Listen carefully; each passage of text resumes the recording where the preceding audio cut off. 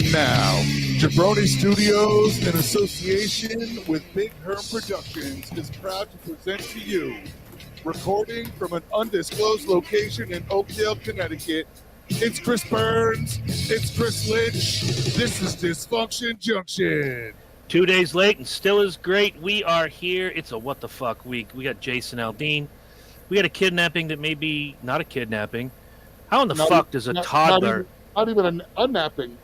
How the fuck does a toddler walk 6 football fields down a busy highway? Oh, and you remember Snow White? Well, she's brown now. We'll get to all this.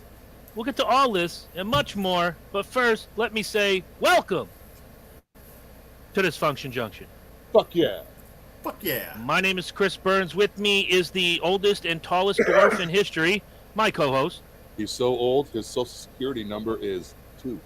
That is correct. I thought it was 1. And now there goes my identity. Jesus. That's me, Chris Lynch. Number 2. We just stole. It is written on a stone. Who does number 2 tablet. work for? Yeah. It's hard to erase stone. That is true, but if you scrub hard enough, you might get there. And of course, the producer extraordinaire, the man with no hair. Guys, this is the only place you can see the show because he's been busy as fuck, and we haven't uploaded a goddamn thing in 3 weeks. We haven't, because my thing is that, listen, if you're gonna watch the show, right, it's on YouTube, so you've got to have some sort of device. Well, you can use the same device to listen to it in the car on YouTube that you can to listen, or on any of the other platforms that you can to listen on it to Spotify. Yeah. It's still Big Herm. I don't know. A couple people Look, asked me I'm about fucking it. busy. The house is falling apart. It's costing me thousands of dollars. I'm busy. And on top of that, no, I don't know if there's anything else. It's hot. It is hot. It's like Africa hot. It was hot. The only good thing about it raining Sunday when I was up in New Hampshire was that it cooled it down about 20 degrees for, 12 hours. Oh, yeah, cool. It's cool as hell here today. It's only like 9. Yeah, it's about the same here. I mean, it's nothing to 104. Well, that's a plus. And 105% humidity. Right? Your sweat. And I know I'm telling the truth because I've been sending pictures of the thermometers and shit. Your sweat has sweat. Oh my god! The sweat doesn't even have time to make sweat. You don't even get drippy here. It evaporates. Your skin just, as they would say down south in Georgia, I'm starting to glisten. Glistening. Yeah. I'm all, look at me all radiant. His heat stroke had a stroke. It was terrible. I couldn't believe it. It was terrible. Terrible. It's been a fucked up week, and at this point, it doesn't matter who starts because everybody's got a fucked up tale to tell. Who wants to start? Well, I'll start off with the Snow White and the Not So 7 Dwarfs. Okay, so Disney, as their standard, is digging back deep into their archives and fucking up original IP that they have. Mm-hmm. It's not so much that Snow Dwarf is played by a Latino. I could really give a shit less. I gotta be honest, not to interrupt. I really honestly could care what color a mermaid is. I really could care what color Snow White is. It could be snow brown, snow black, snow yellow. I really don't care. Don't eat the yellow snow. I've got a thought on this when Lynch is done. But when the fairy tale was written in her description, with skin as white as snow, you just might as well call the new version of Snow White brown or snow. Snow woke. No, and I mean, I snow understand. Woke. The I part that understand really when it was written, but yeah. So here you have Peter Dinklage, who starts this whole shitstorm by making a comment about going back. These fucking guys that live in a fucking cave, blah, blah, blah. All right, so the heroes of the story, Snow White and the 7 Dwarfs, in case you've never read it or seen the movie, are the dwarves. The prince doesn't even show up till the very last scene in the entire fucking movie. The dwarves saves the day. They're the black this is people of the movie. This is They work in the mines. They're dirty. They lust after white women. These are the black people of the time. Oh, Jesus. Peter Dinklage, blackface, I'm telling you.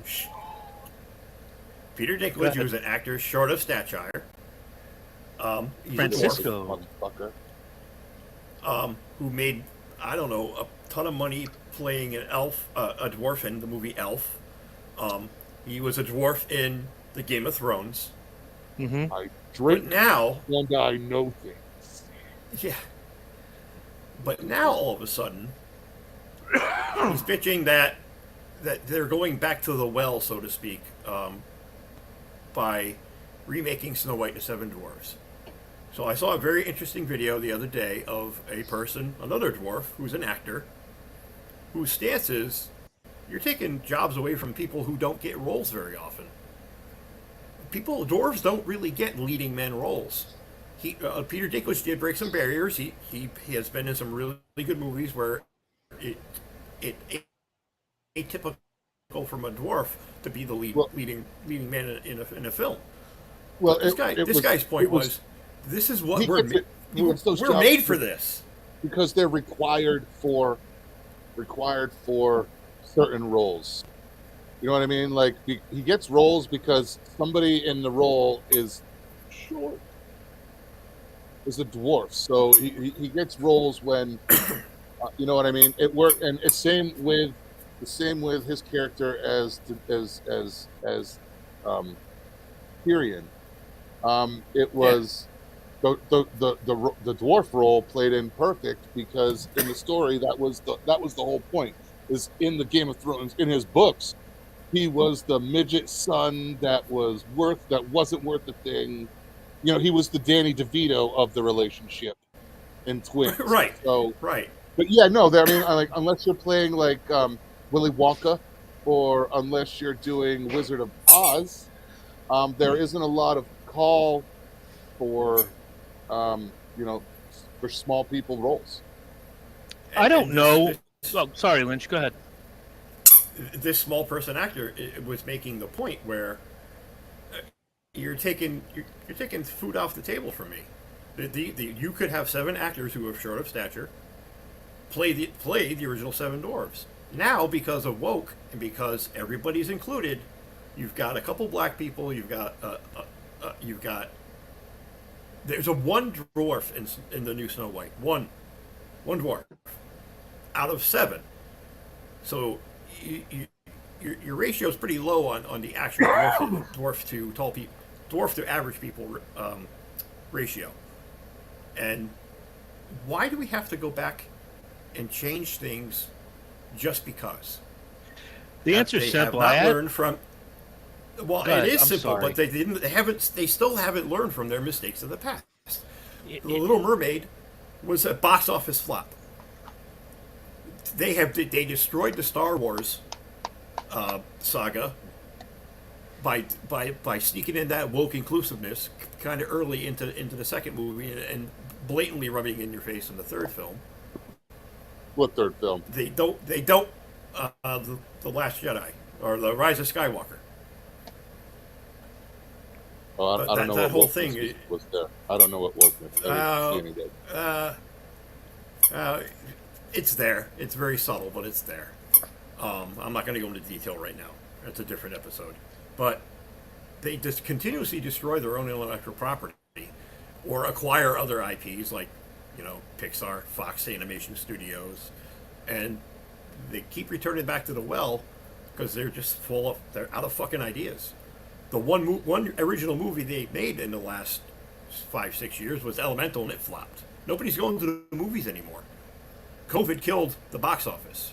Well, back then, you were getting on streaming a month after it was released in theaters. So that on-demand entertainment is a very real thing now. And my wife and I had this discussion the other night. If they would charge me $2 extra a month for Disney Plus, HBO, blah blah blah blah blah, I would watch these movies and not go to the movies and listen to some person talk for 2 hours while I'm trying to enjoy the fucking movie because they think they're in their fucking living room. Yeah, I can't see the place to. I'm going to roll on the fucking movie theaters now because this is where these assholes are.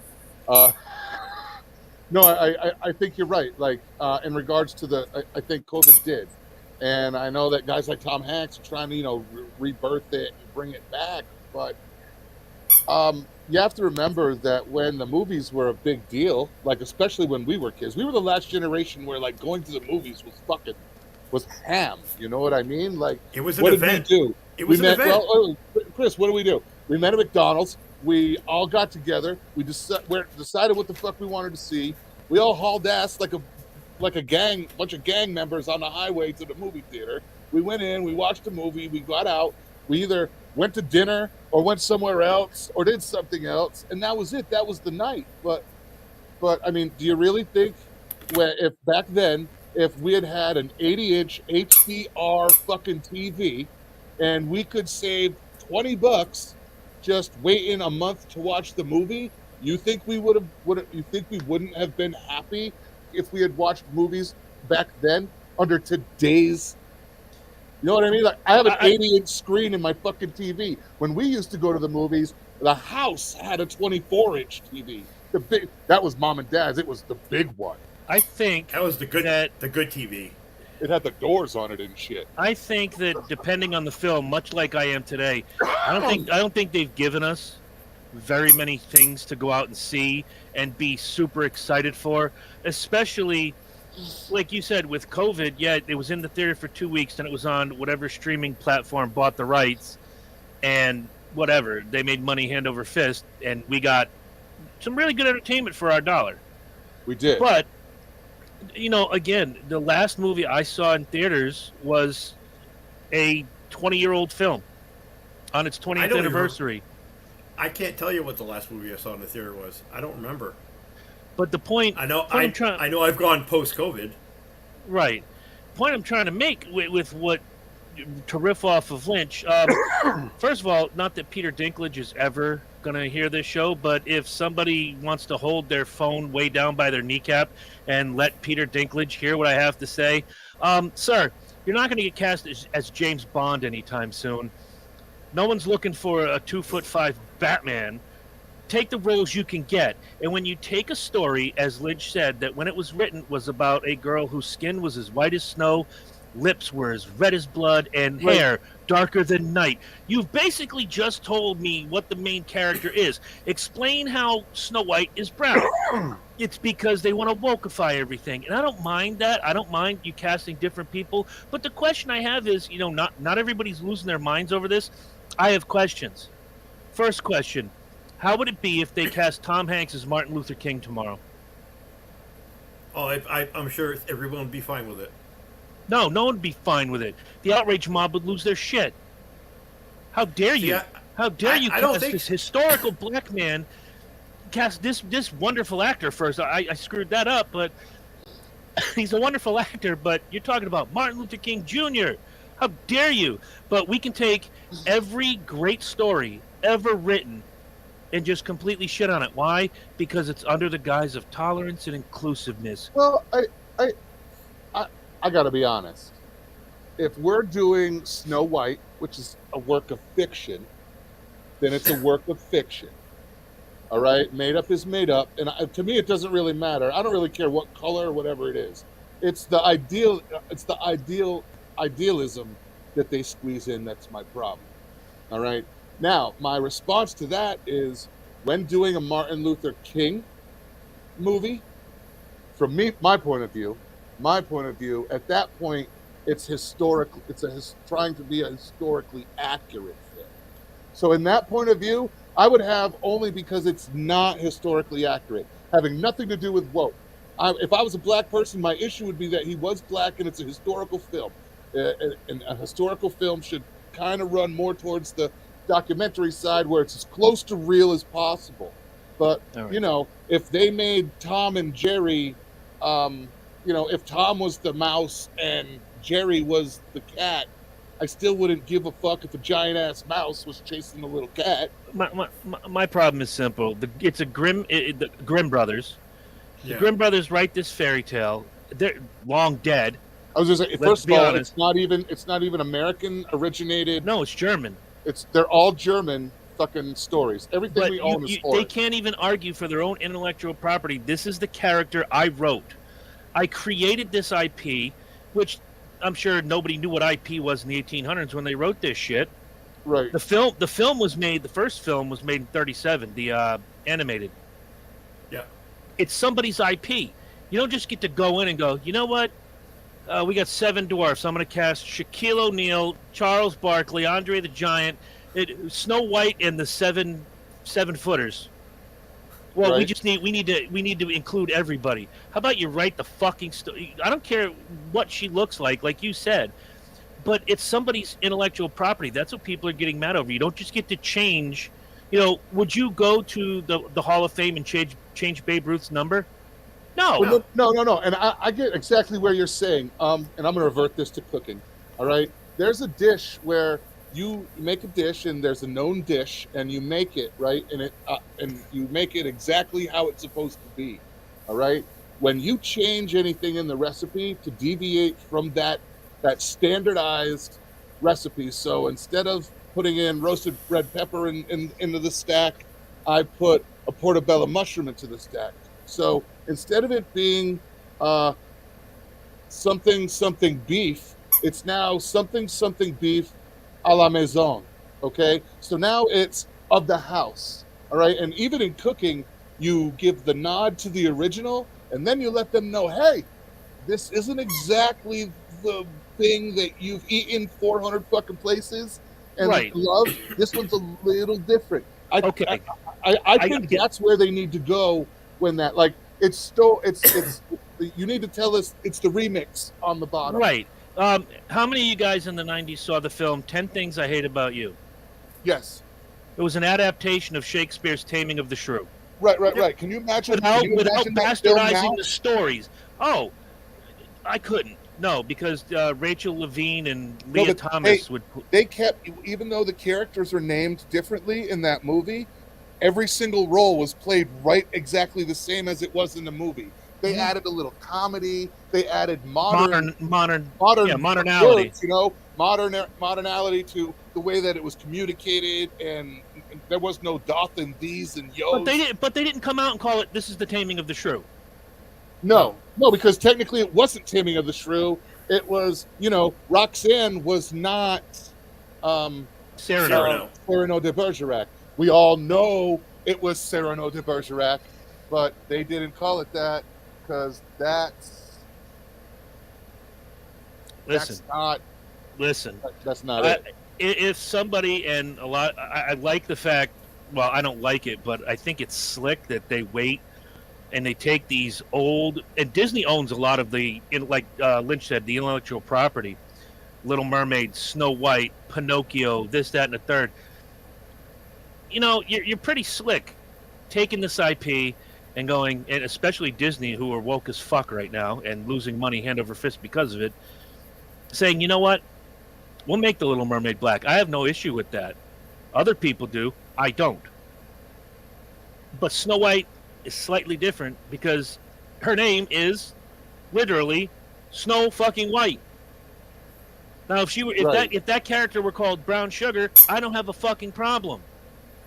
Now, the reverse of that, and I'm sorry, Lynch, I got one more sentence. No, go ahead. The reverse of that is if that story were called Brown Sugar and Scarlett Johansson played that role, the outrage mob would be out there with pitchforks and torches. No, and to riff off what Herm was saying about, and you were saying about 10 Things I Hate About You, and Roxanne, if you can make that movie with her in that role and call it something completely different, and still tell the story, and still tell the basic story of the Seven Dwarfs. Right, you don't take. I don't have a problem. Just adopt the storyline and then rename make it more modern. Keep the storyline. Make it more modern. I would actually have interest in seeing it at that point because it's a spin. It's like you said with food. You call it a la maison on the house of the house rather of the house. In other words, it's a recipe. If I make you a quiche Lorraine that we modified. But if I make you a quiche Lorraine and it's not unlike any other quiche Lorraine you've ever had, and I don't say it's my spin on it, you're gonna be like, this ain't quiche Lorraine. Right, like if it doesn't have spinach in it and it's got something else, it's not quiche Lorraine. It's got rhubarb and not spinach. Well, that's not quiche Lorraine. You know what I mean? If I make a cherry pie, puts rhubarb in a quiche. I'm just saying, using that as an example. I am never eating at his house. I like And never rhubarb had a pie. fucking breakfast at Lynch's house. Fuck yo picks. Fuck yo picks. But yeah, I mean, if I tell everybody it's a cherry pie and I put blueberries in it, it's not a cherry pie. Right. You see, but Go that's ahead. the bottom line. Is I don't have a problem with you can remake any fucking movie you want. It's their money, it's their bankroll. They can, what I consider, waste their money on a story that's been told a couple of times already, and it was told pretty well. If you're gonna do this, tale is old make as time. Make it a modernization of that story, like 10 Things I Hate About You, like Roxanne, and those are two movies I really enjoy. I love Roxanne. I think that's one of my favorite Steve Martin movies. Because even though he's got that big nose, you still see past it and see the character that he's playing. Mm-hmm. Because it's a familiar role, but he's so good in that movie, you don't see it. And he's very and the other guy, the Rick Rossovich, who played the hot-looking guy, he's so convincing as a fucking dumbass. It sold the story. They took this story and they took it correctly, and they took the dumb, uneducated fuck, and then they took the extremely romantic, ugly one, posh debonair the story. Great story, amazing story. You can watch those side by side. You can watch Roxanne side by side with Gerard Depardieu's Cyrano de Bergerac, and the stories are exactly the fucking same. The balcony scenes, the dart scene in the bar. That was the sword fight. That was the sword fight. Yeah, the insult scenes where he's insulting himself. Yes, those are all from the same story. They just didn't call it that because that's really not the story they were telling. They were telling a story in modern form. And I think the root of the problem is that Peter Dinklage, who I think he had zero place to say anything about what he said, because he's shitting on his own community. And it was okay when he was a struggling actor to make that. Well, now you have to take me seriously because of Game of Thrones, and I've already cashed those paychecks. Where have you seen him lately? You haven't. You haven't. And people say shit like this to make themselves relevant and put themselves back in the news cycle so they get some attention to themselves. Don't worry, That's exactly what he did. I just had the $1 million idea, and we're all going in on this equal. I'm going to write to Hollywood tomorrow. We're remaking Batman. Dear Hollywood. Dear Hollywood. With a whole Jewish cast. Nope, absolutely not. We're going to take Ellen Page, now known as Elliot Page, and we're just changing the movie all around. It's going to be called Bat-Trans. Just Bat Them. No, Bat-Trans. Oh, I was going to say Bat Them. Bat Them. That could be good. It's Bat Them. The Joker could be the Woker. Or Bat Z. There you go. Bat Zizim. They Penguin. The Woker, they Penguin. What would the Riddler be? He's like Matt Walsh is the Riddler. He's the Diddler. Ooh. I was gonna say you could have Matt Walsh running minor around as the Riddler. He'd be minor attracted. Minor attracted. The Diddler. The Diddler. Catwoman the would script be a writes dude. itself. Catwoman would be a dude. Would straight up be a dude, with a full beard and a mustache. With the same name. You don't change the name. It's just Catwoman. Catwoman, and literally in walks Randy Savage. No, in one. Matt Walsh comes in right behind Catwoman. It's like, what is a woman? Riddle me this, folks. Dude, I'm telling you, if we push that, diddle me this. If we fucking push this to Fox, we could get all the fucking funding we needed. I have a feeling we could do this. Oh, what's next on our agenda? Hello, Hollywood. Hollywood, give me Rupert Murdoch. Oh, he runs news. I don't give a fuck. Give me somebody. If we could get a hold of Weinstein in jail, he'd make that movie. He could be the diddler. He is the diddler. Right? All right, you know what? I'll just go because I'm not a country music fan. I'm going to save the big gun for last term. I'm not either, so I'm good with this. I'm not a country music fan. I listen to a couple songs here and there. My daughter likes country music, so I listen to a couple songs here and there. And it wasn't until the drive home last night that I started to hear about the controversy regarding Jason Aldean and his song "Try That in a Small Town." I'm listening to a couple different radio shows, and then I listen to Matt Walsh, and I'm like, okay, I have to hear this song. So I immediately went to Apple iTunes, listened to the song. I was like, Okay, it's no different than any other country song I've ever heard before. Then you guys told me today, well, the controversy is about the video. I watched the video.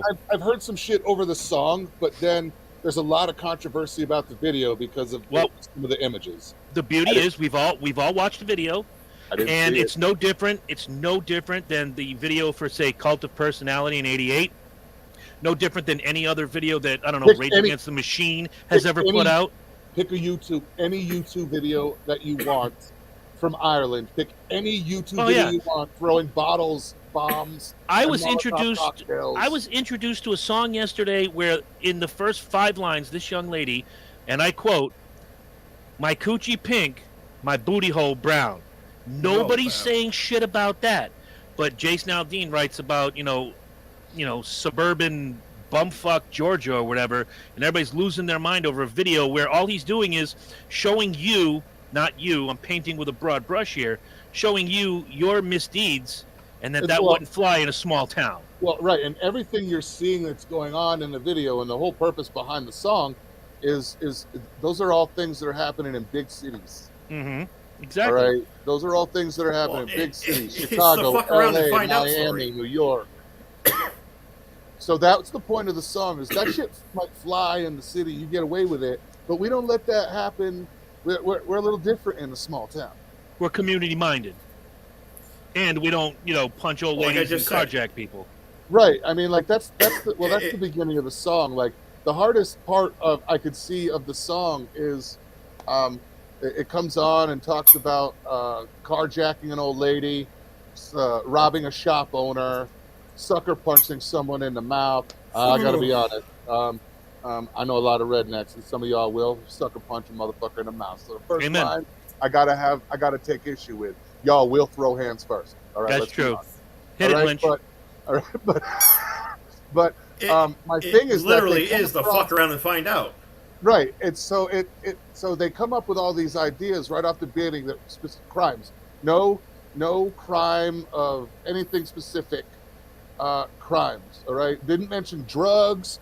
Didn't mention anything. Nothing. So it's just 3 separate violent crimes, and the immediate outrage on people was that that's offensive to black people. Well, hold on the fuck a minute. You never said anything about black people. So if you're finding it offensive to black people, I think you need to look inside of your own head, because at what point after he mentioned hitting beating somebody down, carjacking an old lady, or robbing a store owner, did you immediately in your head think, oh, those are all black crimes? Because in order to get outraged, you immediately have to attach ownership of those crimes to the black community. So who's the racist? Who, while trying to defend somebody, admit to all of you is who admits by saying that this is racist because they immediately attach a black connotation to those crimes and then try to defend it. You're a hypocrite. You immediately were racist, and your outrage, I think, is more at yourself, at the fact that you immediately thought those were black crimes. It's what I said before. I gotta be honest. Most black crime is against black people. I said it before on this show. I said it in the past, in between having shows. I said it privately to you guys. I said it publicly with you guys. We live in a day and age where people don't want to hear or see the truth or read into something. They want to have something to be upset about. If you took as much time in this world to find something to be inspired by rather than be offended by, this country would be in a hell of a lot better shape. But instead we have a bunch of titty-sensitive, soft-handed children of privilege who will find shame and racism and bigotry and all the phobes, which, by the way, stop bastardizing the word phobia. It means fear, not hate, you rotten, non-English speaking cocksuckers. Right. Well, right. They bastardized the word. And from here on out, if you look deep enough, you could find racism in paper towels. If you want to look deep enough, you could find racism in mouthwash. They'll find it anywhere, and they're going to continue to find it. You want to know where there's a lot of racism? You want to know? I'll show you. Nobody ever fucking thinks about it. Band-Aids. Not anymore. You know what I'm saying, though? Sure do. Band-Aids. No, Band-Aids. What color is a Band-Aid? Skin color. Well, what color is whose skin? I mean, if we're gonna get that way, it was only 5-10 years ago they started making dark brown Band-Aids.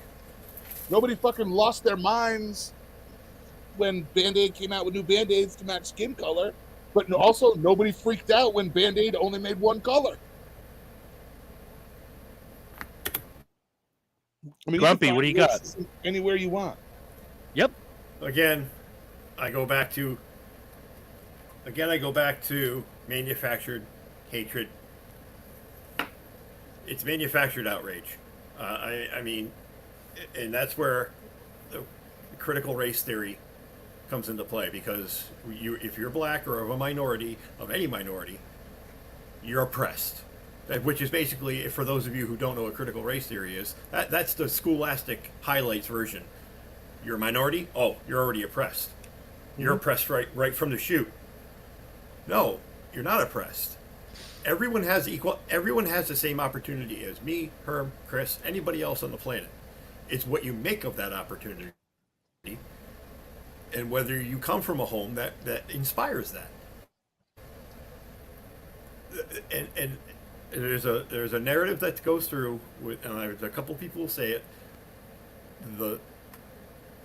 that black families were preyed upon through welfare and incentivized to be single parents so they could get more money. That's how they got their income. A majority of these families are broken homes. There's no father. There's absentee fathers. Mm-hmm. Whereas another study with the same race of people who have both parents in the household, both working, with 1 to 2 children, those people go on to be successful. Why? Because they don't have to rely on their street smarts to get by. They have actually had guidance and feedback in their life to push themselves in the right fucking direction. Instead of automatically being told out of the chute that you're oppressed, you don't amount to anything. So now they're starting 10 steps back behind everybody else, because it's in their head that I am not equal to anybody. Go ahead, Herm. Interesting little fact about I'm going that after study. you, Herm. I'm going about after that you. Study.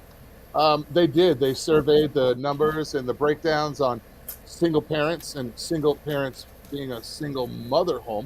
They and checked the facts and the numbers on 2-parent homes, and then they pulled a third number out of their ass that fucked everybody, because the numbers that are attached to a single father home are the exact same numbers that are attached to the 2-parent home. Yep, it's a dying breed. The single mother homes are 90% of our criminals, and this isn't black or white. 90% of the criminals in prison are from a single mother home.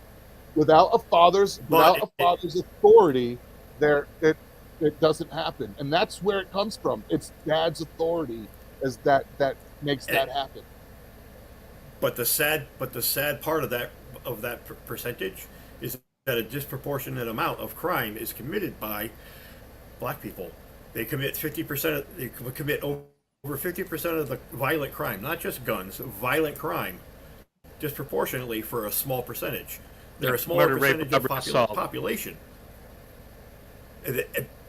So a smaller percentage of our specific general population commits a disproportionate high rate of crime. And it all goes back into those family studies. And Herm is right, absolutely right. Take race out of it, it's the same result. It's the exact same result, as long as it's mother or double parents. Correct. Versus single mom. The one thing that I say to people, the one thing I say to people when I start hearing about, this world is so bereft with racism now, I'm like, really? Where? Yeah. Where? Take someone from, if you could, find someone who was alive, maybe in their teens, in the 1960s. A black man or a black woman, because there's only one or the other. There is no other than man or woman. And sit them down and say, is it better today than it was in the 60s? They're going to tell you yes. And if you could, not that there's many around, good luck finding one, find someone from the 1920s. I was just going to say, talk to somebody who was around in the 20s or 30s and ask them if 1970 was way fucking better. Now we're going to go 40 years even further. Get in the DeLorean, hit 88 miles an hour, hit the 1.21 gigawatts, and find yourself in 1880 and ask them what 1880 does. Bring them back here and say, tell me what you see. You have 1 week. Tell me what you see. They're going to tell you that it's better. You're never going to end racism, and there's one reason for it, because we have the freedom to think for ourselves. Right. There's always going to be some backwood jackass with his finger in his daughter marching around with his 4 buddies in a swamp going, we're going to restart the Klan, and we're going to do it now. Yeah, you can't legislate hate out of the people. You just Correct.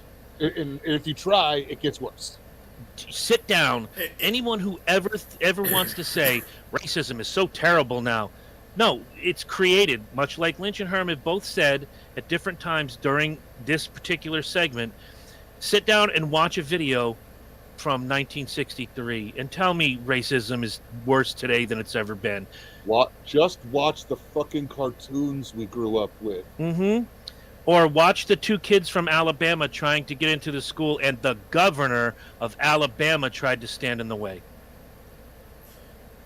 And I believe his quote was, I believe he said something about darkies. Yeah, like he had the state National Guard.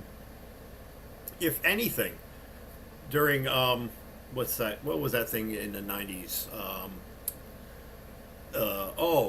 Equal opportunity for minorities in jobs. I mean, I would. So today they said that Connecticut State Police have issued 26,000 falsified tickets saying that white people were the ones pulled over when it was actually minorities. Do we actually think that minorities will stop unlawful behavior? I don't think a criminal will stop unlawful behavior. It's like I said with the guns and the drugs. I don't think it has anything to do with minorities. Right. If you outlaw guns, only outlaws will have guns. If you outlaw the drugs, which 90% of them are outlawed, only the outlaws will be selling drugs. Anything they can do to find a way to get around the law, they're going to do. White, green, purple, black, whatever you are, a criminal is going to be a criminal, a racist is going to be a racist, and it's not a question of, well, do you think it'll ever stop? They're not treated fairly. However, why do they continue to be I think we just talked about that. Single mother, broken homes, no real sense of having a male figure, a father figure. Well, yeah, and it's that, and it's the whole that men ain't shit, and I'm an independent woman, and that have you guys seen the videos? It's the black guy. He speaks well. He wears like the furry fucking hat with ears on his head, and basically he's a black man that's dispelling all kinds of these. He's very well spoken with glasses. Yeah, glasses. I love him. He's got like the big furry fucking hat. He looks like a big fucking fox or something. He don't give a fuck. I love that guy. Right? He went and did an experiment, and it was talking about privilege. And they both went to a store, and they both took a piece of candy and tried to walk out. When they walked out, they stopped the black kid, and he immediately threw up the typical, oh, what are you trying to make this about race? Is it because I'm black? They immediately told him to get out of here, just leave, just get out, okay? The white kid, they pushed, so the white kid was like, I was just trying to take a candy bar. They had the white kid arrested, they pushed it. As soon as the black guy, and he'll tell you this, as soon as I pulled out a race card, they immediately were so scared that I might start some shit. They let it go. He's like, so if we all know that when we pull this out, everybody backs out and shuts the fuck up because they don't want to look like the racist. He's like, who's got the privilege? Yeah, who's the privileged one here? I could walk into a store and steal something, and all I got to say is why? Because I'm black. and everybody fucking backs down because no, it ain't because you're black. It's because you're stealing my shit. Well, that's just it. The phrase I was looking for earlier was affirmative action, and that was huge in the 90s. I was the minority of the guys who were looking for cop jobs. I would finish top of the class or top of the testing round, and the guys who finished behind me, who happened to be one minority or another, or a female, got the jobs. Oh, that was me in the early 90s trying to go with a CO. I had top marks, passed everything, great shit, went through, flew through all my exams, and all they brought in those first few years early in the 90s were minorities and women. Trying to get into that field as a white young male was extremely difficult in the early 90s because affirmative action was making them bump up their numbers. So I was exactly zero white privilege. And from 1992, it was a hindrance. It doesn't make you special for any reason. From 1992 to 1995, I applied to as many municipal and state jobs even outside of Connecticut that I could. I would go through the physical, I'd go through the interview and the orals, and I'd get my thanks but no thanks letter. And then and then a week a week ago, you'd see the media announcement hiring all the new cadets they've brought in, and this isn't racist, but they're all different shades of brown and female, and maybe one, out of 30 people, there's a white dude in the class. That's my favorite kind of Hispanic, black women and men. So that's my favorite kind of sausage, brown and female. Brown and female. So, and that's what these kids in college now assume, that we're all white men are privileged. We're not. We're behind the eight ball. We're behind the eight ball on a lot of things. You know why? Because a minority is more likely to gain scholarship for academics just for existing. It's not for merit. It's for quotas. It's just for existing. And now there are universities that are giving serious thought and discussion to not admitting people just because a black guy scores okay on his exam to get into law school. Yeah, he is 60%. You guys can look this up. He is 60% more likely to drop out before graduation. Number one, or he's going to graduate the bottom of his class, or middle to the bottom of his class, and pick another career at some point. Exactly, and not be successful in the career he's chosen. College is a fucking scam. College is just like, throw me lots of fucking money, and I'll tell you what to think. Because if you think for yourself, no, you can't think for yourself. You can't have your own thought. Mm-hmm. I think colleges are that way when you start talking about the humanities. It's any college now, dude. I understand that, but I understand that. I understand that line of thinking, but I can't move a shitload of wokeness through an engineering degree, sir. True, I cannot move it through being a doctor. And this is a point. This is a point Charlie Kirk brings up all the time. We need more sweat and muscle. We need more sweat and muscle schools. Your carpenters, your tradesmen, your auto mechanics, your engineers, guys who actually do things for a living that further our society. Instead of, I'm going to go to class I'm going to go study elephant farts and their impact on the environment. You know what kind of job you're going to get? Welcome to Target. Yep. Because guess what? That four year degree you spent $85,000 to $100,000 in, and you're in debt until you're 40, isn't going to get you anywhere. Because we are so severely lacking in the trades because it was frowned upon, and you were the dumb kid if you went to tech school. Yeah, well, I tell you what, those dumb kids I went to tech school with are retired. They're retired at 50 years old. Mm-hmm. Right. I went into a trade out of high school. I mean, those guys. I'm doing all right. I'm doing okay. Yeah, I think so. Only because you found the sock drawer. I haven't worked in a month, but I'm fine. You know what I mean? Like, I'm not hurting, bro. I'm okay. I might take a week off. I think what Lynch is saying, and I think we all agree, and this is where we're going to turn the roles around just for a brief minute. What you're saying is, I think, what both of us are thinking. When it comes to colleges and jobs, it should go on merit rather than trying to fill a quota. Would you agree? If you score 1,600 on the SAT and you're white, and the other guy scores 1,350 and he's black, and he gets your spot at Yale, yeah, there's something wrong with that. So would you agree going back to a meritocracy would be a good idea? Absolutely. I think it absolutely. Well, then if that guy don't, that's the whole thing that affirmative action was never supposed to be a forever program. No.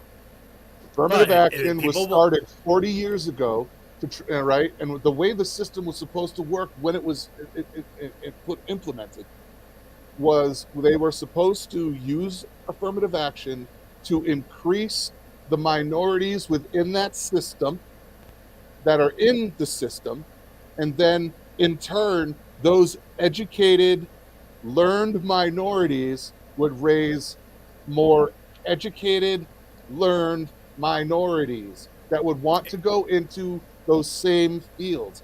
And after a while, it was supposed to be self-replicating, but it didn't, because get rich quick off of coke trumps everything. Mm-hmm. It's easier to complain that I got no opportunities. Well, have you ever actually tried, or have you just sitting around saying I have no opportunity? Because I wasn't given a fucking opportunity. I'm going to throw a flag here, not a penalty. Megan and I watched the movie. I want to say it's called. It's about the guy. I watched that movie. It was good. It's about the guy who was the janitor at Frito-Lay in the 90s who came up with Flamin' Hot Cheetos. Oh, yeah. I've watched it. It's like, I watched it. It was great. All right, so this is a perfect case in point.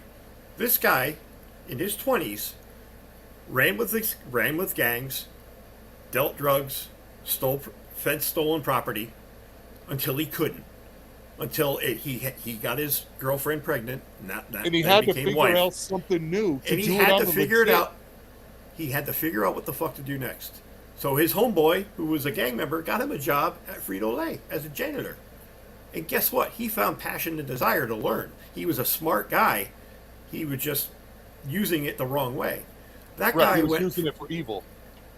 That guy from the late 80s until 1993, when he went to the head of Frito-Lay and said, I want you to try this recipe. Tell me what you think. They loved it. And this is a guy who barely had graduated high school, could barely fill out the application. His wife had to fill it out for him. That man is retired now, retired in 2019, a multimillionaire, because he had passion and drive and found something he liked. So I don't want to hear that you grew up in the barrio or you grew up in the fucking ghetto and you can't find opportunities. The opportunities are there. You're just too fucking lazy to go look for them. I mean, look at Master P. All right, I'm gonna go old school hip hop. This man started with $1,000 that he saved the fuck up and started recording in a bedroom with a few pieces of equipment. All right, that he started his dream with $1,000. Look at me when I started the DJ business. I started with an old Kenwood radio amp and my parents' home speakers that are still in the fucking closet right now. All right, I started with $100 worth of equipment. All right, and 10 years later, all right, working my ass off, I shut the business down. Basically, COVID did, but the year of COVID, I was scheduled for $75,000 worth of sales for my business that was separate from my job. When COVID hit that year, I was scheduled for right around $70,000 to $75,000 worth of sales. I went from $100 worth of equipment to $25,000 worth of equipment in 10 years. And I didn't do that because somebody was funneling me money. I didn't do it because I could save my money because I was on welfare. I worked 60 hours a week and ran a business. And COVID took you from having a year where you were going to have two in the pink to having the whole fist in the stink. Yeah. And it sucked because they watched took that $75,000 worth of income completely away. It was gone. Gone. There was no way to recoup it. Everybody else would go to work and get in a restaurant job, but my business, there was no weddings for 7 months. Right. The back end of what I was saying about meritocracy, I'm gonna reverse it, and I'm gonna piss somebody off. When the top 3 sports in this country are dominated by African Americans and let's just say people of color, because I hate the term African American. Not every Latinos. black person's from Africa, or Latinos, or now Japanese players. I got to be honest. I like the term non-whites. I don't want to go that route. Well, see, I go that route only because it encompasses everybody that's not white, so it's all the shades. Okay. I feel that non-whites is inclusive. Should the NBA? I think it is. We'll take the NHL out because I think they only have 4 black players in the whole National Hockey League. Yeah, pretty much. If baseball, football, and the NBA decided, well, hey Kareem, you're really, really good, but you see that white kid over there? We need to fill a quota. We're going to replace you, and we're going to let Chris Burns play next to Magic Johnson. Hopefully, he won't get the HIV, and he's going to play for the Lakers. That wouldn't fly. It would not fly. Not in 2023. It was fine and I was always a big fan of the affirmative action, but the fact that, like what you were saying, the kid who, like you, busted their ass, aced all your tests, made it through the oral exam, top notch, 100% number one on the list, and you didn't get the job. I'd rather lose out on an opportunity because somebody was that much better than me than a company trying to fill a quota. Because we're in a real special position now, Lynch. We really are, all 3 of us. We're past 50. So now if some young buck gets the job, it's ageism. We're a protected class now. We have the in. And guess what? It's over the age of 40. Anybody over the age of 40 can claim ageism. I'm protected in a couple different ways. You're ugly? Handicapped. Yep. I'm ugly. I'm over 50. Had cancer. So I'm a protected class 3 ways to Sunday. Mm-hmm. 4, diabetic as well. Yep. So fuck you. But I made this point today to a coworker at my current job. I was like, it's feast or famine with opportunities. For post casino through COVID, shit was dry. I was having a very hard time finding work. A little bit, but then I got that job in 2020, 2021 at the kennel running the place. I was doing well until the owner and I didn't agree on a lot of things. So that job was gone. And then it went back to Starvation City. I was taking anything I could get. Where now, I just had an interview with another job that hired me on the spot today. Was going to hire me on the spot. I said, I have to give me a couple days. I have to think it over. There's some financial things I have to go through the wife. I don't make these decisions without her input because, to be honest, she runs the finances. I just go to work and show up, come back home every day. Right. But the opportunities are there. So I cried for a couple of years. Where I said, there's no work. Now I'm beating them down with a stick because I put myself out there. I went outside of my comfort zone. But the job I interviewed today was something I used to do, so it's back into the comfort zone. But so you're pimping again? I got the G-Wagon, yo. Got the white whale out there in the parking lot. There you go. But the whole moral of the story is opportunity sits. You just have to look for it. You got to fight for it, and you got to know your worth. You got to market yourself. The generation of people. I can walk into any interview and get an offer. It could be a job I've never fucking done before. I can sell myself because it's not, especially when it comes to management. I can learn whatever industry it is that you operate, but it takes somebody special to know how to manage people, and how to talk to people, and how to inspire people to do better. The problem that's an innate gift. You can't train somebody to be a good manager. You're either good at it or you suck. One of the problems I see, and especially in the last 15 or so years, is that the same kids that were brought up to believe all I have to do is show up and get a trophy are the ones who believe all they have to do is get up in the morning and they'll be the CEO of IBM. Nowhere in there is there a bit of hard work. They just think I should have that. Well, because it's that entitlement attitude that unfortunately these kids have. I feel sorry for these kids. I really do. I do to an extent. As much as I bitch about them, I feel sorry for them because they're gonna go through a string of jobs where they think they should be the boss, and then they're gonna hit 30, and they're still gonna be working at Target, and not be happy. Not even moving up. Go ahead. Sometimes you got to step out, like I said earlier, your comfort zone. And sometimes you got to eat a little bit of humble pie. I've eaten humble pie for the last 5 years. You know what? It tastes delicious. It paid the fucking bills. Exactly. And to what you said, well, they'll still be working at Target or they'll still be doing this. Here's where I see your mind's eye at. Yeah, you settled for like a Target, but these people in the entitled generation aren't working hard to move up the ladder, and there is a ladder. They're happy where they are. I do just enough to get by. I like the people now who bitch about the 40-hour work week. I'm like, bitch, go back to Little House on the Prairie time when you work from sun up till sundown, come home, eat your vittles, kiss your wife, go to sleep, do it all over again. Lather, rinse, repeat. Now, here's something I say in interviews, and I've said it in the last 3, and I said it today, and they get a look in their eye. They tell me a little bit about yourself. So I go about my spiel, what I used to do, blah, blah, blah, blah, blah, where I am now. And I say, as far as where I see myself, I'm always 2 steps ahead. I'm looking down to the future. I want to learn this job, but I want to know your job and the guys above your job. And that impresses people because it shows that you aren't just going to be there for 40 hours and a paycheck. You're yeah, be there for the long haul, and you're willing to learn. You actually have the capacity to learn. Yeah, I sat with the owner of my company today after my day was done, and he was asking me about my vacation. He was asking me about Emma. The standard fare before we get into our little meeting. Yeah. And I said, yesterday I went and picked up Emma off the airplane, and I said, I've told you this before, even when I'm off the clock, I'm on the clock. He says, what do you mean? I says, I got a call for an order.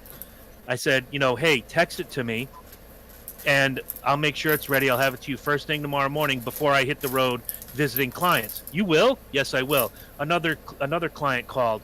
Hey, I'm having a problem with the website. Reset your password. Do this, do that. Hello, Justin. How are you, buddy? And he's like, you weren't lying. I'm like, no, I've sat with the podcast going. The phone goes off. I'll text whoever it is and be like, hey, I'm a little busy. What do you need? I'll do my job when I'm not getting paid. Why? Because I don't want anybody else to take what I've got. I may not get paid superstar money, but you know what? They say everybody's replaceable. Yeah, I'm replaceable, but it's going to take a long damn time to find someone who will do what I do. Well, who has the dedication that you do? That's what I always tell people in an interview. You hire me, you've got me. You've got me until you don't. Mm-hmm. And that usually is because they ask me, why are you leaving your current job? I said, I didn't really tell them the truth, but I didn't lie. I said, I'm looking for something different. I'm going back to the well of something that I know and I'm comfortable with, but I'm good at it. I'm good with people. I can smell snow to an Eskimo. But I can motherfuck you the minute you walk away from me. Guess what? I don't take it personal. You can get on my face all you want. You're not going to get a rise out of me. I'm not going to argue with you. Okay, yeah, that doesn't exit $6. I'm sorry. Inflation. Bye. Right. Justin's going to Pocono. I hope you have a good time. I talked about Pocono last night on the Speedway review. I hate Pocono. You did. But I hope you have a good time. I do, Justin. Have a great time. Best fucking suggestion in the history of that race. Road course. So road course. Yes. It's already built. It's there. Just cut the fucking corners off and go. Right. I can't say I disagree with you. Let's go to a story that Herm's going to talk about where hard work didn't pay off, and it's starting to unravel day. Carly Richardson. Yeah, I don't know if anybody's seen this this girl in Alabama, the woman in Alabama. I say girl because she's younger and I'm an old fuck. Um, um, uh, uh, what was she, 26, 29, something I like believe that? somewhere in that. I'm pulling up the story Somewhere in now. her late 20s to approaching Carly 30 Russell, my mistake. for Carly Russell. Um, Days ago, we find there's a report that a woman is missing. There was a phone call that was made to 911 about seeing a toddler walking on the highway. Um, woman was woman's parents are reporting her missing. The girl goes missing for approximately 48 hours, and then 48 hours later, shows up to her own house, walking under her own power. No mention that she was hurt, injured, no mention of anything. And then when we the next day we get an interview with like her parents, and it's another one of those interviews where like nobody's really saying what really happened, and you can tell the father would not make eye contact with the questioner of the interview. The mother kept regurgitating the same. We're just worried about her health and her safety. But as we all know, that when we have stories like this in the past, they're talking about. There's always talk about she was grabbed, thrown in a van, this happened, that happened, how she escaped, her miraculous story about how she escaped and made it home without being killed. There's none of this. This the media outlets don't want to touch this with a 10-foot pole because I feel this is the boy in the balloon again. And at some point, well, yeah, I mean, and at some point, they're going to have the interview, and they interviewed the kid, and who told you to go hide? And the kid was like, Daddy did, and fucked.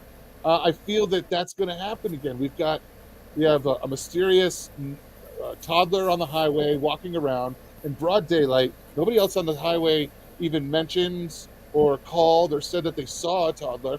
Nobody mentioned there was a woman with a toddler running around the side of the highway in the grass. There's a lot of elements of the story missing, and I think we've got a big fucking hoax going on, and I'm really waiting to see what happens so they can just fry this girl. Because my personal opinion is something happened where she made some bad choices, and now she's trying to cover them up. Here's a couple of bullet points that I want to bring to light about this young woman. The day of the abduction, she left work early with a robe on and a bunch of toilet paper concealed. She had internet searches she works about at a hotel, right? How to steal money from a register without getting caught. She took a 600-yard car ride while on the phone with 911 following an apparent barefoot toddler on the side of the interstate. Recent online searches searched for terms including how old do you have to be for an Amber Alert, and different you have to pay for an Amber Alert. Different abduction searches, including for the movie Taken, which, for me, I've looked up the movie Taken. It's for plot points. You're talking to your friends. What was the name of the one guy? Oh, yeah, him. But she had certain items missing from... Never for operational research. No. Because that's what this sounds like, is operational research. Right. Now, I'm going to go down the story just a little bit. She said the man picked her up off the side of the highway, and she screamed. Which man? The guy in the semi, or the couple that took her? Yeah, the redheaded guy, Ed Sheeran. I'm not sure. She claimed they forced her into a car, and the next thing she remembers, she's in the trailer of an 18-wheeler. She also said that she was not bound because, quote, they did not want to leave impressions on her wrist. She said they took her into a house, made her get undressed. She believes they took pictures of her. She does not remember any physical or sexual contact. But they didn't make her take her socks off because that's where the money was. Exactly. When she shows up at home, she's got $137 in her sock. Now, I don't know. Probably money out of her register. I've never been kidnapped. And Lord knows we fucking tried, and it just doesn't happen. And I dare say you get a parting gift from your captors. Hey, gee, sorry about the last 2 days. Here's $137. I hope this eases your pain. You get a robe, and you get a robe, and you get a robe. Right. She was not taken to the hospital when she got home. The mother said they didn't even hug her because, you know, they wanted to let the shock wear off. For horse shit. If my kid's missing for 2 days and she shows up at my door for 4 fucking hours, bro. I'm right. You're not. I'm not letting go. That's right. McDonald's, we'll go like this. You will sit with me. You will sit with me on this couch as if you were a teddy bear, and I'm just going to love you and hug you. Yes. Yeah, I'm like, there's just too much. There's just too much that's not right and extremely unsettling with it. From what I understand, the Montgomery Police Department down there in Alabama are going to check her other phone records, like where her phone pings. They're going to dig deeper into her internet history. They're going to check They never took the girl's phone. Nope. That's the whole thing. They never took the phone. They never shut it off. Now, come on, man. You think kidnappers don't know a cell phone pings and is traceable even if nobody's calling it? No, and the thing is, there was that fucking thing out the window when I grabbed her. The last addendum to this story from the Montgomery, Alabama newspaper was she had 2 days before her disappearance had looked up how much it cost to get a one-way bus ticket to Nashville, Tennessee. Yep. So something is fishy in the state of Denmark. I don't know. I agree with Herm. Justin, you agree with Herm. I'm sure, Grumpy Dwarf Lynch, you agree with Herm.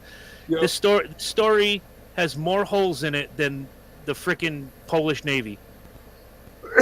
Yeah, I mean, the first night that the story broke, and you had people all over, how come nobody's talking about this the next day? How come nobody's talking about this? We need to be finding it, this, that, other.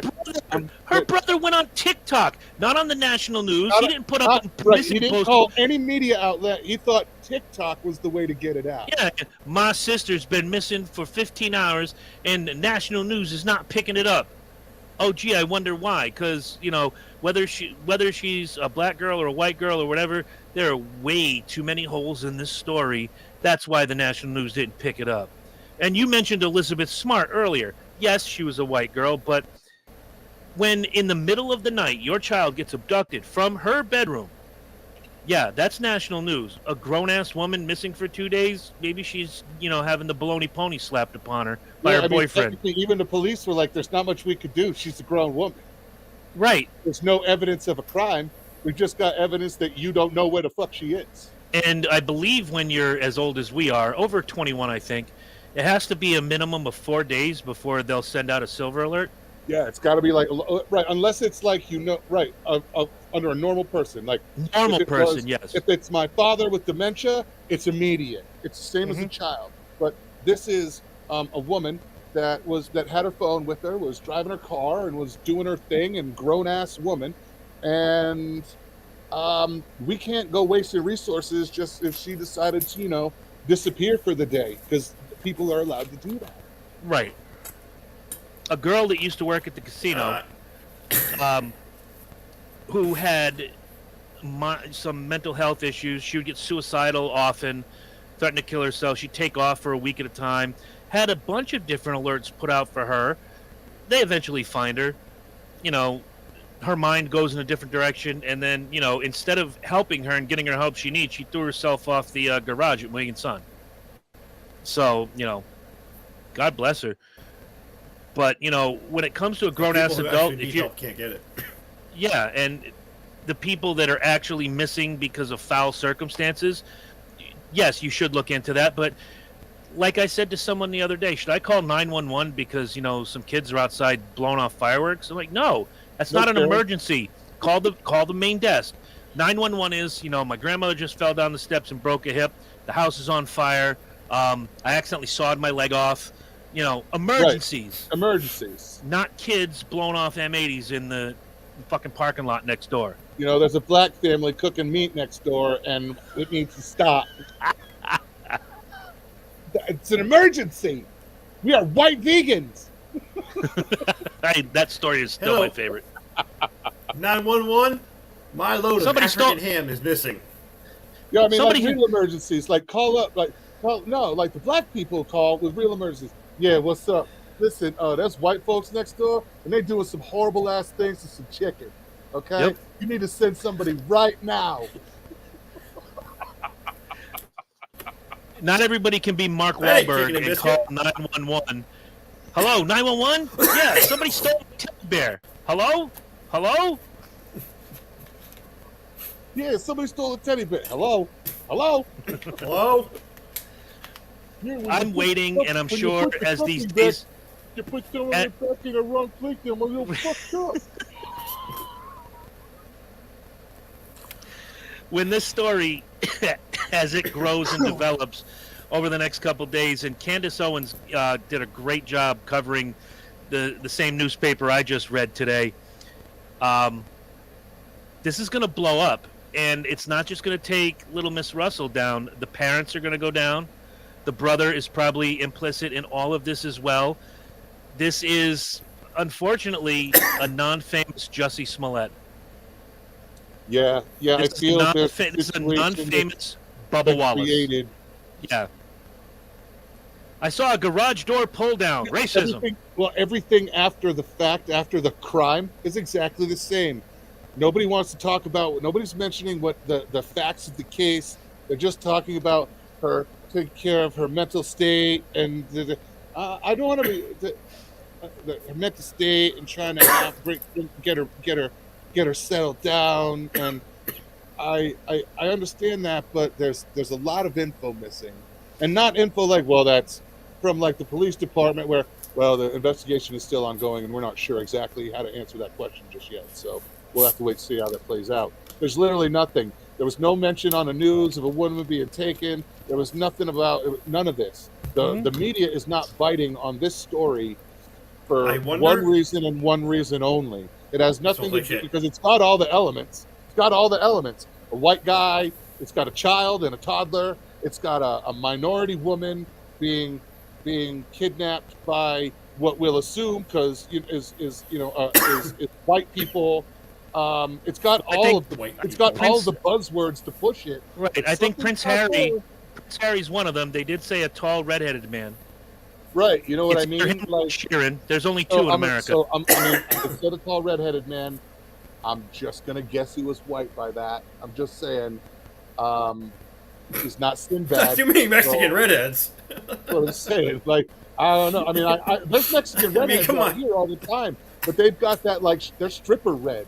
Like, they're red. They're not like natural gingers. Like, right? These girls got red hair, like red. You know, it's like, it's hooker, stripper red. Like Kool-Aid. Right. That's fine. But Jade. Yeah. You know what I mean? Like, I'm fine with that, but I'm sure it was probably a white guy because he's probably not dyeing his hair stripper red. So it's got all the clickbait elements to push it, but they're not getting anything from her about the whole story. Like, how did you escape? Nobody's talking about that.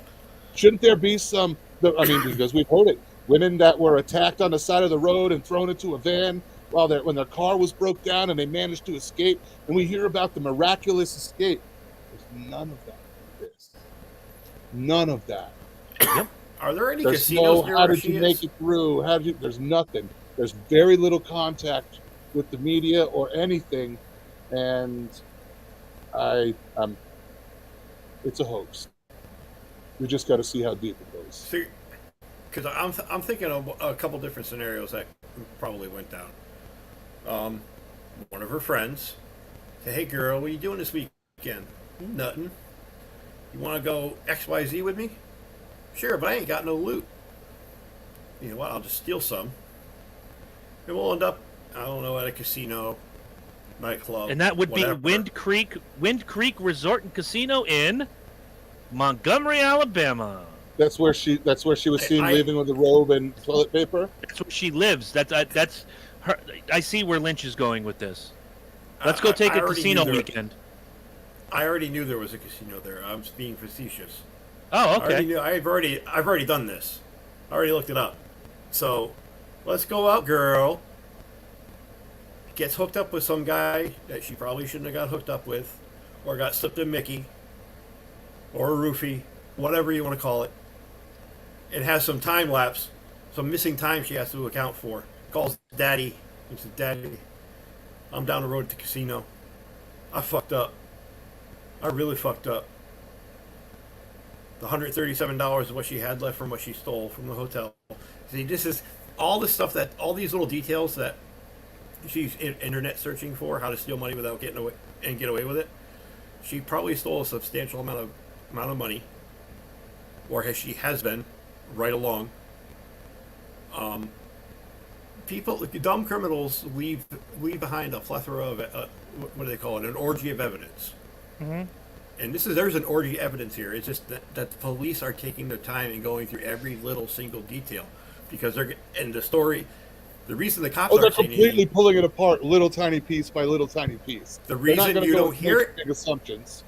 the reason they can't, the reason you're not hearing any further details is because she'll bolt. holy She'll shit, run. they're putting together a story. They're putting together a story that's like, you got to hear this. Right, that's what I'm rooting rooting for. I'm rooting for the police department to break the real story. I'm waiting for the Netflix movie, The Kidnapped Lady and the Toddler on the Highway. Because there'll be charges. There'll be charges for dialing 911 for no reason. There'll be report. There's going to be all kinds of charges. Wasting police resources, misuse of resources, all sorts of bullshit. She probably, like I said, she did something stupid. Filing a false that whole police casino, report. that whole casino thing I painted in my mind today. I was thinking about it, and I did a little research this afternoon. And right down the road from where she lives is a casino. That's just like a fairy tale I made up. But the bottom line is she fucked up. She did something she shouldn't have. She probably been stealing from her job all along, and maybe got caught. Was in the process of getting caught, bailed for the weekend. He came up with this story about getting abducted. Why would she have money left on her person when she shows up? It's a parting gift. Every kidnapped knocks on her own residence to get in. Like she knocked on her own front door. Like, was the weird. door locked? Because they would have said the door was locked, so she beat on the door until somebody came. But it's my house. I'm just walking the fuck in. Daddy's body language during the interview, the mother's constant defending, and kind of like white knighting the whole thing. No pun intended. But only about time. Trying to take care of her and save her. The father said nothing and did not even nothing. Didn't even, when they start talking mental state like that, and we're just trying to make sure she's okay. They know the story, and they're hiding it for they're hiding pieces of the story, so the cops take a longer to get. Like they're gonna forget about this girl. The baby's in the balloon again. Yes. That kid is back on the escalator again. For real, it's literally the baby in the balloon. Yep. But did she hold him to a Subway sandwich? That's my question. Did they yell, "This is MAGA country"? Right? Were they Nigerian? Inquiring minds want to know. He's a Nigerian prince. I've been trying to get send you money. I've been trying to get a hold of you about your car's extended warranty. Oh shit. You know what I've been doing lately? Been watching a lot lately is there's a couple guys who have YouTube channels that go out of their way to call scammers in India and fuck with them. Like there's this one guy, Kit Boga. He will be on the phone with them for 4.5 fucking hours and get them going and get them so. Oh, dude, it's impressive.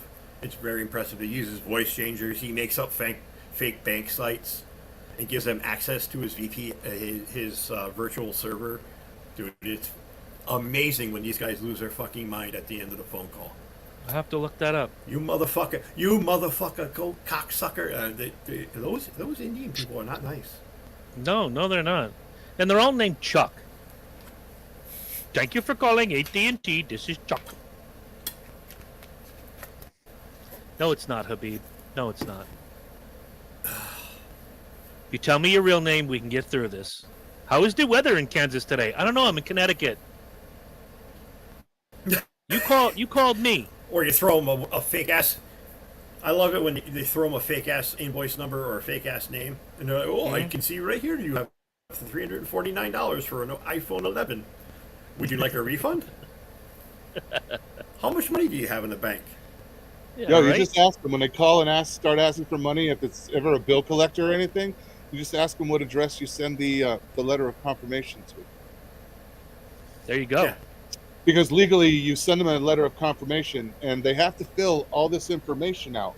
And there's a bunch of information they don't have. They just bought a list of bulk credit. So that's why when they call, because when my creditors that I owe money to, they call knowing damn well, "Hi, Mr. Herman, this is so-and-so." Okay?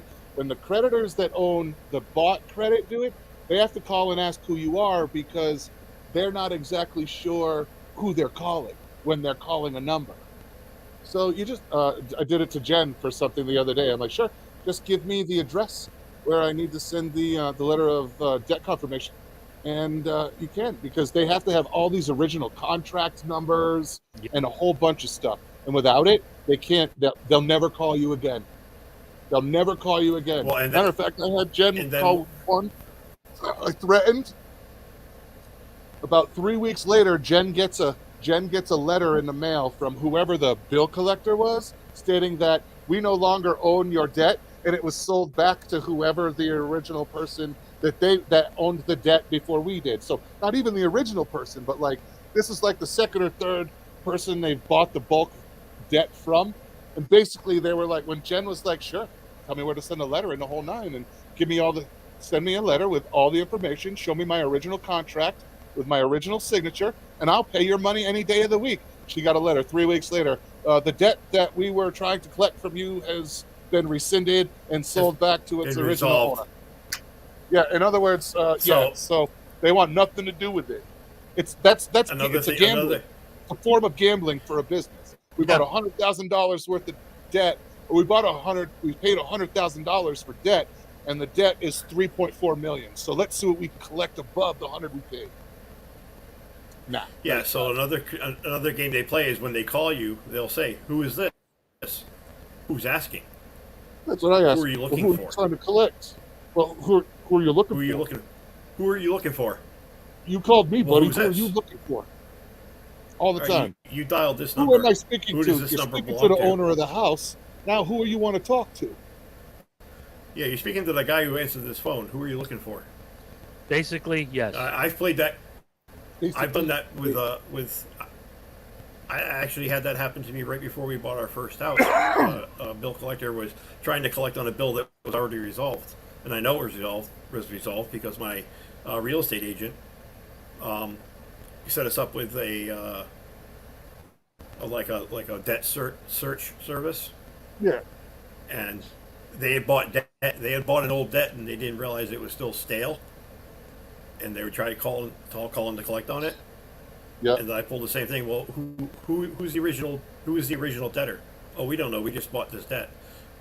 Well, if it's X amount of dollars, it's resolved. You can stop calling here, and if you continue to call, I'll consider it harassment. And you get another trick, folks, if you want to really fuck with them, is you can send them $0.25 a month, every month for the rest of your life, as long as you pay something in good faith. You're making an attempt in good faith. Send You're them making a good every faith month. effort into pay. Send them a penny and waste the 38, so 50 cents, whatever it costs for postage. It may take you 50 years to pay it back, but you know what? Here's your quarter. Right. Oh my lord. So does anybody have any ideas for next week? We will return to Tuesday night next week, ladies and gentlemen. Yes. This we promise to be true. Unfortunately, Lynch had something he had to take care of, and we work around. We work around. Go ahead. It was my buddy Jim's wake. Yeah, it was interesting. I sat, like I told you, I sat with Jenny and we played musician or classmate. And picked the musicians right out of the hat, but like, wow, man, she got fat, or ooh, she looks rough. That's my favorite game. But But yeah, I mean, it was kind of sobering to see, because he wasn't in they cremated him immediately. It was just his little box with a bunch of pictures of him, and to hear how well liked he was and what a good reputation he had throughout the music biz. I mean, guy busted his ass. I mean, his sisters made him go back to school because he quit. He went to tech, dropped out, started at Fitch, made it through sophomore and junior year, quit school again, and his sister says, nope, you're going back to school, you're going to graduate with your class. And he did. He busted his ass and graduated with his class. We walked in 1990 together. Good.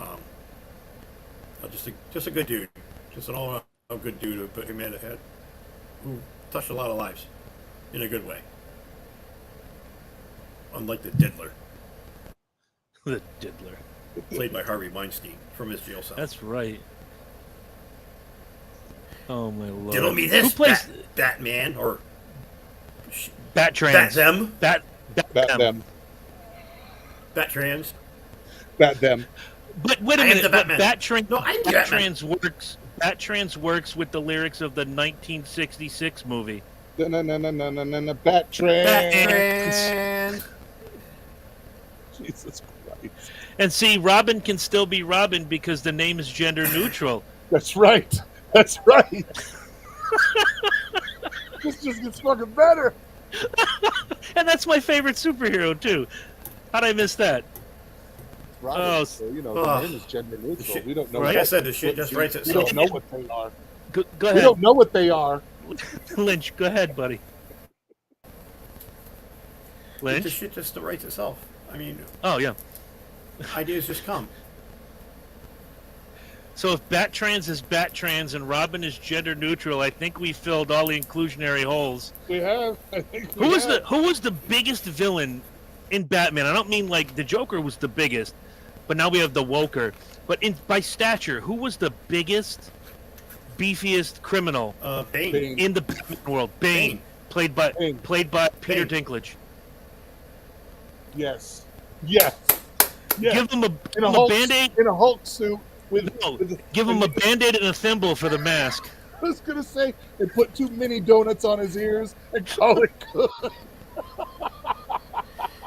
It's Bat Trans and Throbbing. Oh my God, we're not making a porno, Lynch. Oh God. Robin the gender Robin neutral works wonder. because it's just gender neutral. Robin the gender neutral wonder. Oh Christ. Come on now.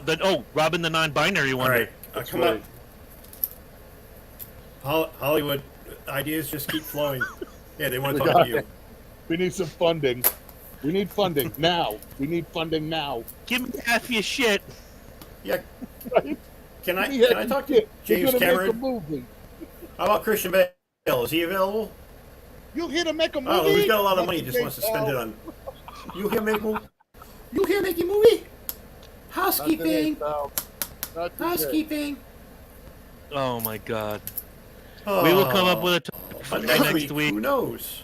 Let's have some fun next week. I know we were gonna have fun. We were gonna try to have fun this week, but then too many news stories fall in our lap. Gotta love a week like this. The shit just writes itself.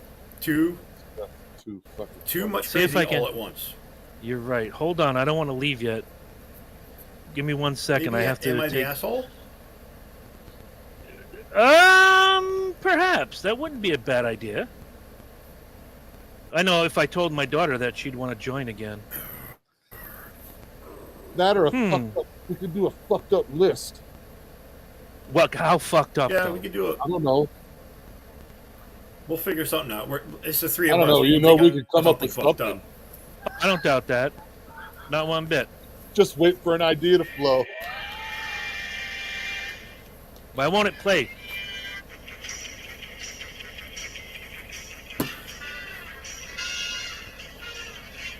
Bat Trans! And Robin, the gender neutral wonder. We've got white privilege. You didn't know that. It's okay. It's all right. This is what we were taught. It's what we were taught in class. What we were taught in class. White privilege. That's right. I don't know anything about it.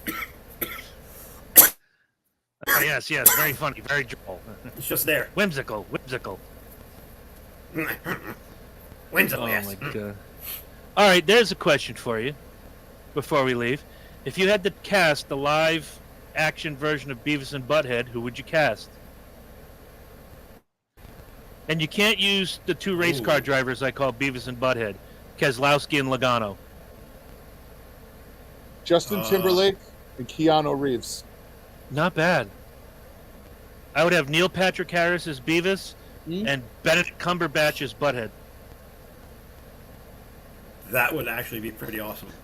Oh, wait a minute. Since we're wokeifying everything, Samuel L. Jackson is Beavis and Morgan Freeman is Butthead. No. You have like George Lopez as Butthead. You have to. You can't just do two blacks. You got to do it if you're going to include it. Or like some guy like what's his name?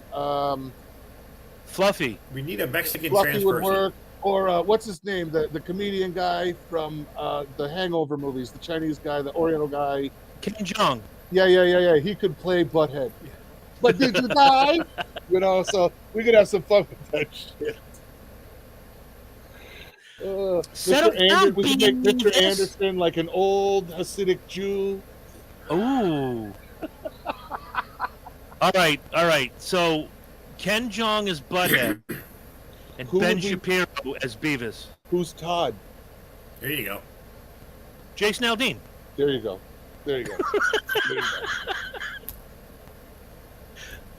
Oh, mate, no, he doesn't have the hair for it. What's his nuts there? With the mega mullet. Alan Jackson. That'd work. Or I was gonna say, what's his name there? From the Dirt? Was it the movie Dirt? Joe Dirt. Yes. David Spade. Yes, just have David Spade dress up as Joe Dirt, and there's Todd. Done. There you go. Wow. You still have Ellen Elliott Page. She could be, or she can be Daria. Stewart. There you go. Ooh. Jack Black.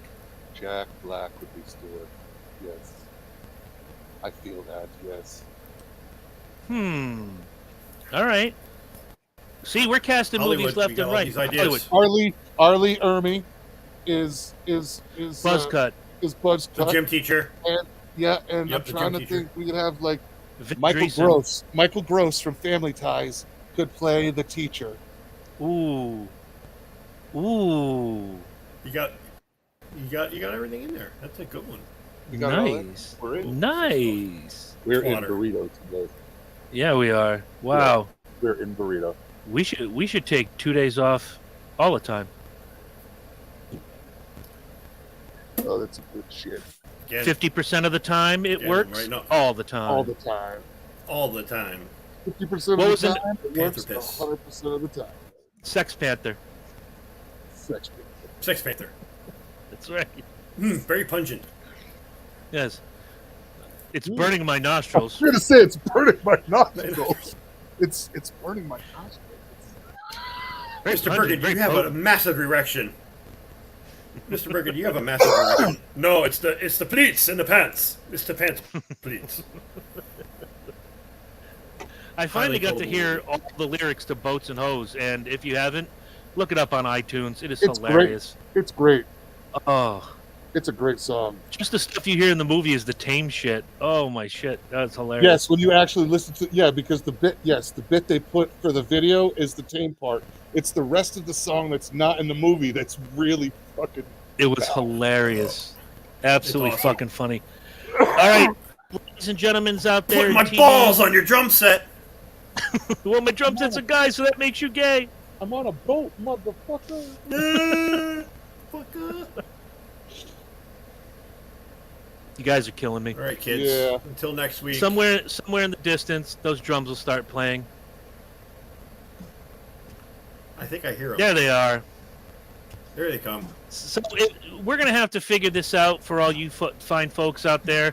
Are we going to upload the episodes? Are we not? We will have a production meeting next week, pre-show as we always do. We may just be YouTube.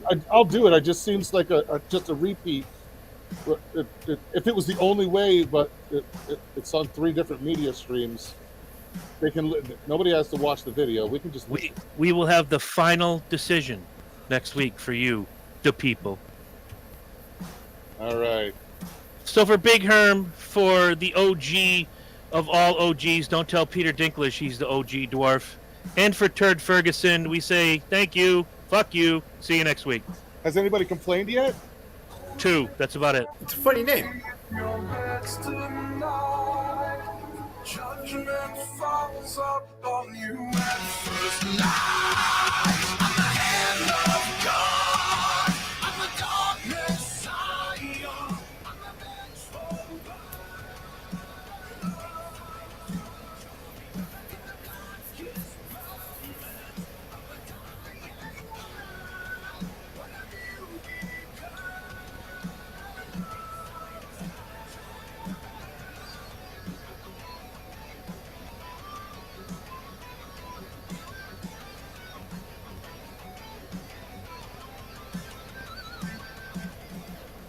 Ow, god damn it!